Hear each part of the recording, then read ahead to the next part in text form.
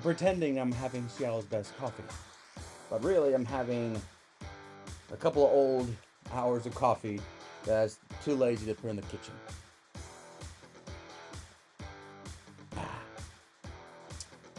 Tastes like the Seattle Seahawks season. It's still what it is, just not as good as it once was earlier, so.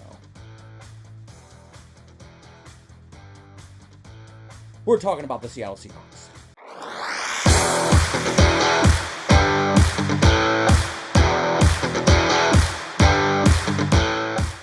Oh, hey, I'm Cortez, and I'm a critic, and we are talking about Seattle. I meant to do what I did, reverse it up on you. Seattle.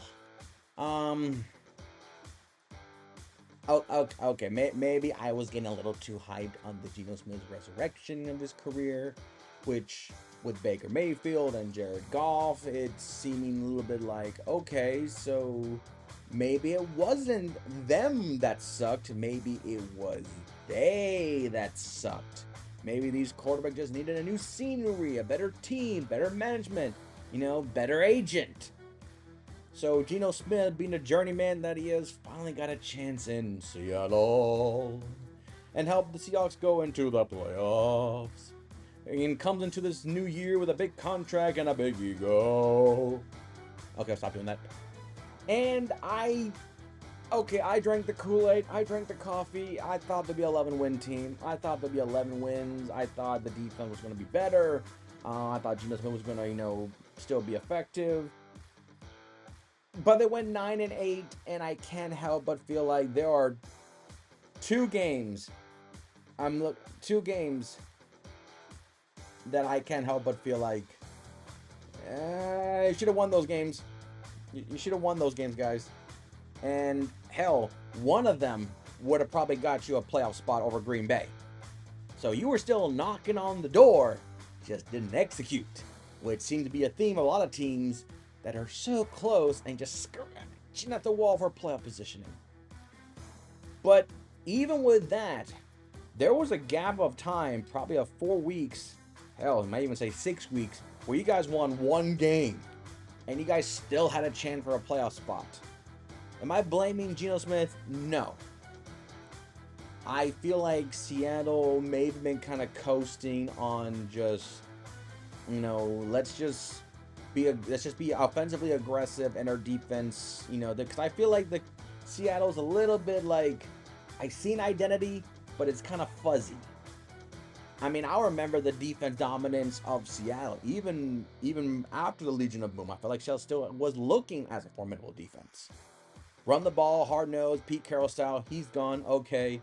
And now we have Seattle in a brand new regime, but there were a game where I was like, man, I really thought you guys would win a few more games. Hell, I see 3 now that I feel like Seattle probably should have won those games. I feel like if I were to call a theme for the Seahawks, would be missed opportunities. But there were some wins here that I'm like, oh, you won that game, but you lost that one. Come on, make it make sense to me, guys. So let's start with your best game. Seattle with a 9-8 record, your best game to me. And like I said, it's one of those things where I got to think about, is it the narrative of the opponent? Because your best game, I was thinking, is probably the game that you didn't have Geno Smith playing. Because look, if we just look at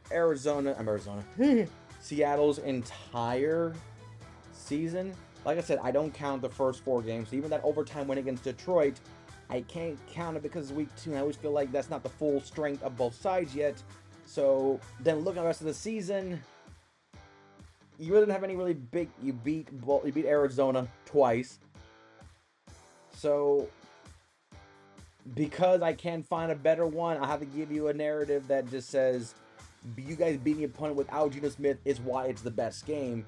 And we are gonna pick on these poor dirty birds again.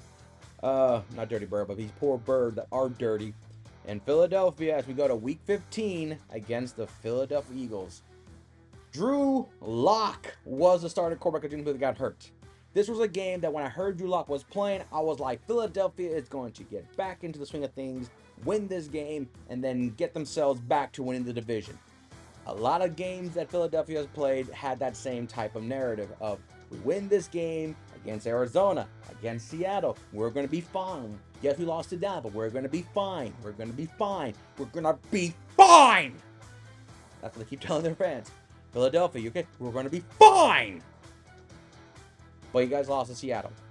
Now, the game wasn't crazy. I mean, Jalen Hurts threw 2 interceptions and had less than 150 yards passing. He was the leading rusher with 82 yards rushing and 2 touchdowns, but it wasn't screaming, oh, Philadelphia supremacy, and somehow Seattle just hanged around. And then the Jets got one good drive and let Jackson Smith from Ohio State, the rookie, making his rookie statement of the season for him with a game-winning touchdown out of 20. But that catch was phenomenal. I don't know what's more impressive, the catch or the throw, or maybe it was just a combination of both. But it was beautiful, and that even now I'm just in denial that I can't believe that happened. I can't believe that got made. I can't believe it. I just can't believe it. I just can't believe it. And it just feels like Philadelphia let them slip away while Seattle was just saying, you guys are not going to finish this off? Okay, then. We'll keep playing hard as best we can. Now, this is not going to lead to Drew Lock getting a big contract and, wow, look at me. But at least we can still say that he's not Zach Wilson. He's not Zach Wilson. At least Zach Wilson, we had expectations. Lock, we have none. So, okay. So, it was the best game because Seattle beat a superior team that had reasons. And Seattle was on the verge of saying that hell, at the time, they probably were thinking, we lose to Philadelphia, our season's pretty much done. There's no way we can surmount a comeback to win the rest of our games to get into the playoff. Because Seattle was flirting with 500. Now, granted, there were some games in the season they probably should have won before this game. But with the backs against the wall, quarterback gone, and against Philadelphia, who is a little bit pissed off probably, you would assume that Philadelphia would have blown the game by 30. Or at least win, let alone blow out, just win. But Seattle, you fought, you scratched, you clawed, bird pun, wing flapping, you guys did it. Congratulations. And congratulations to Mr. Locke. But, like I said, you won this game to help your playoff positioning, but you did have a bad game down the road. And that was Week 17 versus the Pittsburgh Steelers.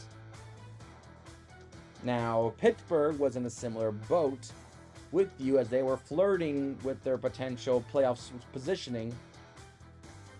And I just couldn't help but feel like Mason Rudolph versus Geno Smith. I kind of like that Geno Smith. I mean, Mason Rudolph has opportunity to be a starter. Did not sink. I mean, that's why they got Pickens. So that's why they got Kenny. So you felt like, well, Mason's there just to keep it. And hell, it was Mason the reason why I kept the Steelers in their chances of going to the playoff. It's because of Mason Rudolph's potential of playing. It's because he just found a way. I mean, Geno, you had nearly 300 yards passing.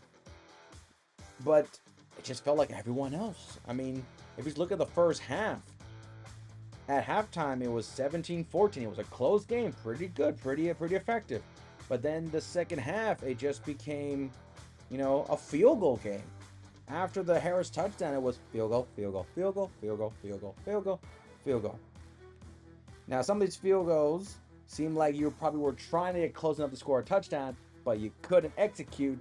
So you're hoping that the late-season field goal, the 24-yarder by Jason Myers, would lead to potentially you guys getting the ball back and potentially have a chance to tie. That was probably your hope.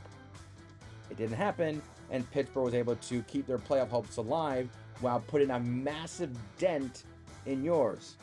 Now, I'm not saying that Pittsburgh Steelers were scrubs. Well, yeah, I kind of am saying it. But even if they were scrubs, you guys are still the better team. You guys had a much more committed and consistent quarterback play this entire season, while Pittsburgh was going like, what, their third quarterback of the year? Their second quarterback? No, the third. Mitch Trubisky and Kenny. So yeah, and you couldn't beat them.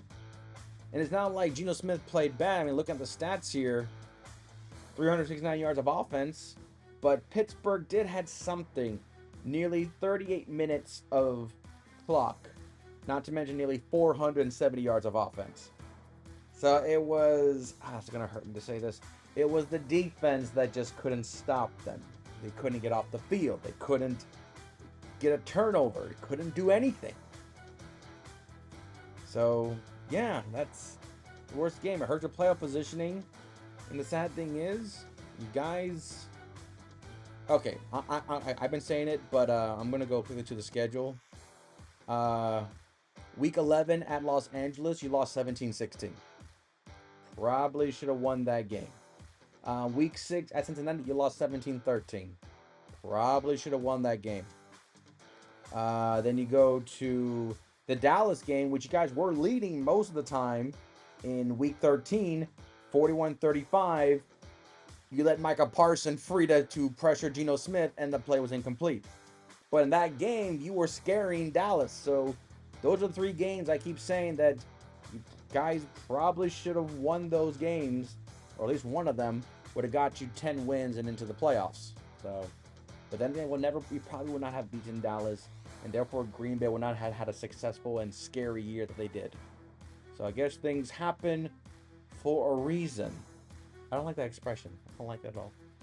So, your MVP goes to Geno Smith. Geno Smith is still your MVP. Yes, he missed 2 games due to injury, but Locke got a win for you there. But 20 touchdowns, 9 interceptions. You play 15 games and you throw single-digit interceptions. I think that's a successful year for a quarterback. I think that's successful. He threw for 3,600 yards. Not bad, not bad. I felt like quarterback completion just above 65%. Not bad. Now, granted, he didn't wow us. But I still feel like he is the big factor of it, especially when your defense was not at 100% up to the task, even though you did have, Witherspoon, the rookie, and you have Bobby Wagner back in his good old days. So, but to me, I think Geno Smith, I'm not going to say he's the answer because he is a much older veteran, but I'm not going to say that he was the reason why you guys lost. I just felt that he was a big part of you guys keeping yourself afloat, but there was a lot of games you just got to execute to finish it off. So, Geno Smith, your MVP. Grade for the Seattle Seahawks. I'm giving you guys a C. I mean, I thought you guys were a B-plus team to begin with. I did not think you guys would win the division, especially with San Francisco. The Rams made a late surge in it. In Arizona, we knew they were going to be in the bottom because of the quarterback situation.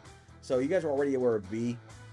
And with those close games, I think C makes appropriate. That you guys were so close to being what you were, a B-plus team, but you didn't. You had some miscues, and you just fell short when it comes towards the end of the quarter of the season. So I'm going to give you guys a C. Can't complete it. Can't really deny it. But you guys were already considered a B-plus team in your own division, and you guys just can't make that happen for me. So I'm giving you guys a C, but it's a high C. Like the drink. Delicious. And that is the Seattle Seahawks. Now we're down to the 2 teams that made the playoffs, Los Angeles and San Francisco. And for the sake of narrative, I'm going to give the Niners another day to think it over, as we will go to Los Angeles. I don't have a modern Los Angeles Ram hat. Okay, so I guess I'm going to go retro then. And we talk about the Los Angeles Rams and their resurgent career, and I guess a farewell for Hall of Famer to be Aaron Donald. And until then, I'm Cortez, and I'm a critic. Thank you very much for watching.